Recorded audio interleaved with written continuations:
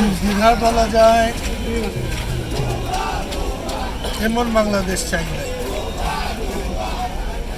কিন্তু বাংলাদেশ হয়েছে। এটা আমার জীবনে একটা শ্রেষ্ঠ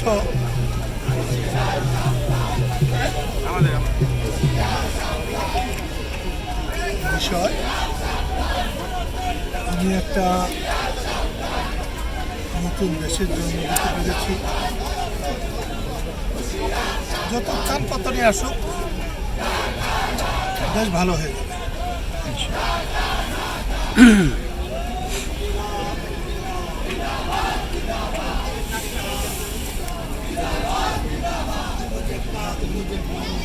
আজকের এই দিনে কাকে স্মরণ করছেন? আপনি বলেন তো, কাকে স্মরণ করার কথা? মন কাকে স্মরণ করতে চায়, কাদেরকে চায়? আমি প্রথমেই স্মরণ করি বীর মুক্তিযোদ্ধাদের, যারা শহীদ হয়েছে। আমি তো শহীদ হতে পারি নাই। তারপরে স্মরণ করতে হয় যারা নেতৃত্ব করেছেন, মৌলানা ভাসানী, শের বাংলা, হোসেন শহীদ সরওয়ার্দী, যাদেরই পাকিস্তান আন্দোলনে অবদান আছে এবং পাকিস্তানের অন্যায় আচরণের বিরুদ্ধে সংগ্রাম করে আমরা বাংলাদেশ অর্জন করেছি। এবং অনেকেই মনে করে যে আমরা পাকিস্তান ভেঙেছি। না, আমরা পাকিস্তান ভাঙি নাই।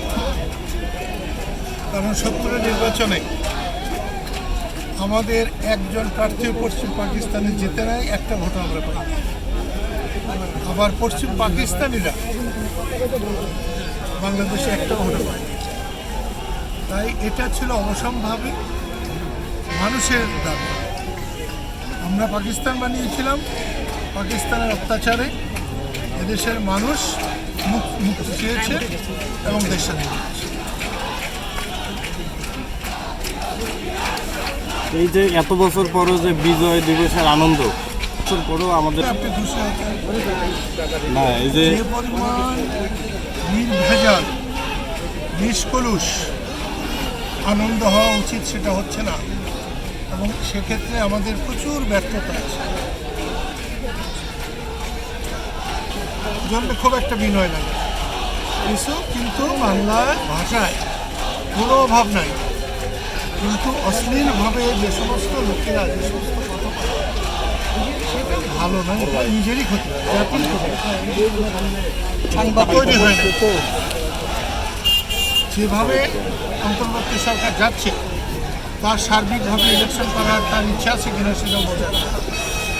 একতরফা ইলেকশনে আমরা অংশ নেব না, কিন্তু স্বাভাবিক ইলেকশনে জনগণের ইলেকশন হলে আমরা অবশ্যই